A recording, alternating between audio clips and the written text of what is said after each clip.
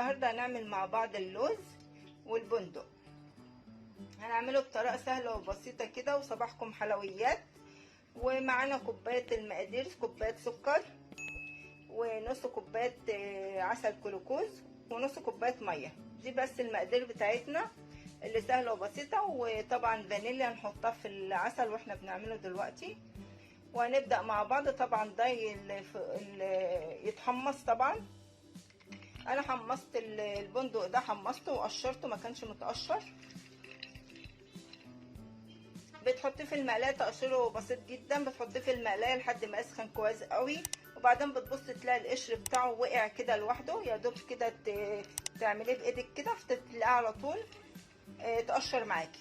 سهل وبسيط. لو تلاقيه متعب برده ما فيش مانع معلقه نشا تحطها في قلبه كده هتلاقيه برده اتقشر بسرعه، او في فرن البوتاجاز بمعلقه نشا برده هي. بس يا حبايبي، وهنبدا مع بعض. قبل طبعا ما نبدا المقادير، ده هنحمره معانا. هنحطه في المقلايه يسخن. هو مش متحمر اصلا، بس هيسخن معانا عشان لازم يبقى الاتنين سخن، العسل واي حاجه احنا بنعملها في العسل. هنبدا مع بعض ونجيب الطاسه بتاعتنا ونشوف هنحط فيها ايه كده. يلا بينا. زي ما انتم شايفين كده حبايبي، ومعانا الطاسه على النار، وهننزل بكوبايه السكر اللي معانا، وبنص كوبايه الميه،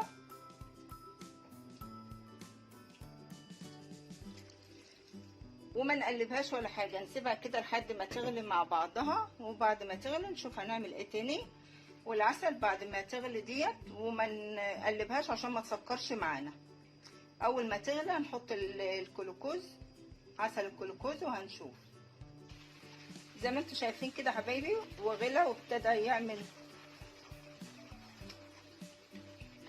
غليان كده، رغوه. هنحط بقى على طول العسل الكلوكوز. طبعا مش هينزل معاكي بكل سهوله كده من الكوبايه، فممكن نعكل معلقه زيت وننزله بيها زي ما انتم شايفين كده. وممكن برضو تحط المعلقه في السخونيه كده وتنزلي بيها، هينزل بكل سهوله معاكي كده. بس طبعا هنسيبه يغلي مع بعضه لحد كده ما يدينا لون اصفر مصفر كده، وهيبقى خلاص. انا عملت معاكم السيرم ده قبل كده في الحلويات الحمصيه والسمسميه، فكل الطرق برضو بنفس الطريقه دي. كل الحبوب اللي هنعملها مع بعض هتبقى بنفس السيرم ده حبايبي. ممكن نحط النكهه بقى بتاعتك انتي، ماء زهر، ماء ورد، فانيلا، زي ما انا هحط دلوقتي. انا عملت قبل كده بماء زهر، ماء ورد. المره دي هحط فانيليا.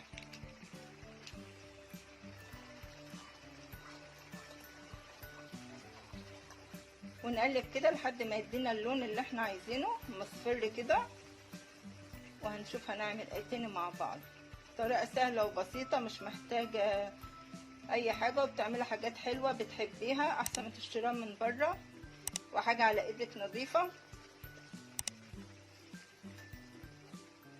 بنحبها كلنا وبناكلها طول السنه، مش شرط في مولد النبي ولا حاجه.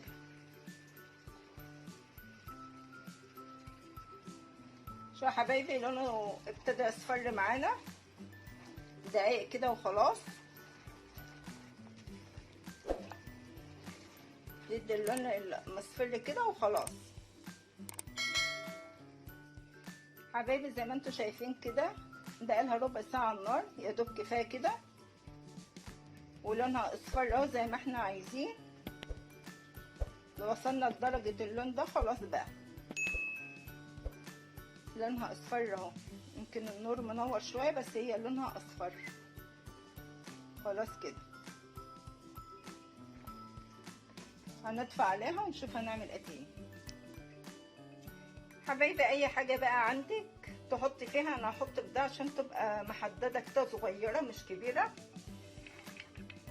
بس قبل ما احط فيها طبعا هنجيب الكميه اللي احنا عايزينها من اللوز. انا حمرته بصراحه، عمل شويه لسع مني شويه، ما اخدتش بالي منه. فجيب كبشه كده او المقدار اللي انت عايزاه كده مثلا.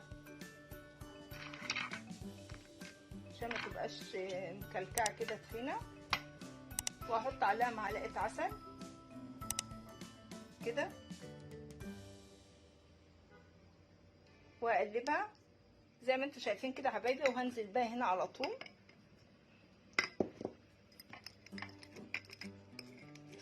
معلش ماسكه التليفون بايد واحده. هنزل بقى كده كده حبايبي، وهضغط عليها باي حاجه عندي كده. بس طبعا احطها في زيت. ممكن اقلبها بقى ايه بعد ما اخلص كده حبايبي. بقت بالطريقه دي زي ما انتم شايفينها كده. وهعمل الكميه كلها كده اهي. هي مسكت خالص اهي بس لسه سخنه طبعا. ممكن تحطها في علبه جبنه، في اي علبه مدوره عشان تديك الحجم ده. بس طبعا زي ما قلت لكم اتحمر مني، نسيته وانا شغاله في العسل فنسيته. بس كده حبايبي هنكمل الكميه كلها وارجع لكم تاني. حبايبي زي ما انتم شايفين كده عملته بالطريقه السهله البسيطه اللي انا قلت لكم عليها في البتاع ديت، في الطاجن ده كده. حطيت فيه شويه زيت والكميه اللي انا عايزاها زي ما انتم شايفين كده اهي. ما شاء الله عليها تحفه. سامعين؟ طلعت تحفه. لسه طريه اهي. حاطه شويه زيت عشان ما تلزقش اهي. تحفه.